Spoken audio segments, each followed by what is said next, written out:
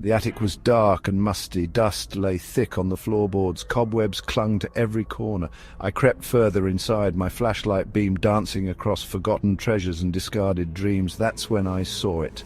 A large, ornate mirror draped in a heavy black cloth. Curiosity bubbled in my stomach. I tugged at the fabric's edge, sending a cloud of dust swirling into the air. The cloth fell away, revealing the mirror's gleaming surface. It was beautiful, with an intricately carved frame that seemed to whisper tales of another time.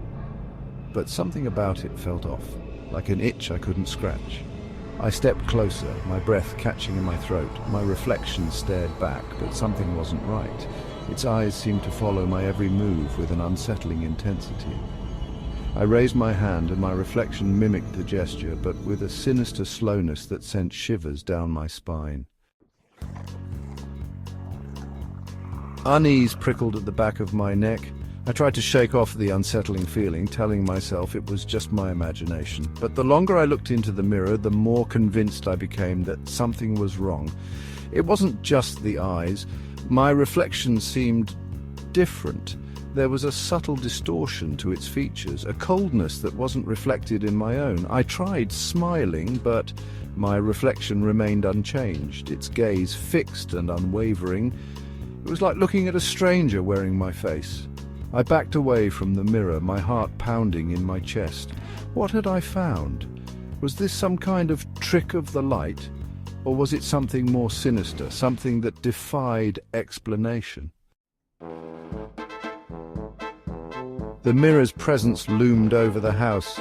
I couldn't escape the feeling that I was being watched, scrutinized by those cold, unblinking eyes. Sleep offered no escape. I was plagued by nightmares, haunted by images of my distorted reflection reaching out from the mirror's depths. Days turned into a blurry torment. Strange things began to happen. I'd hear whispers in the dead of night, hushed voices that seemed to emanate from the attic. Shadows danced at the edge of my vision, fleeting glimpses of movement that vanished as quickly as they appeared. The atmosphere in the house grew thick with unease, a palpable tension that clung to the air like cobwebs. It was as if the mirror was a magnet, drawing something dark and sinister towards it, and I was caught in its pull.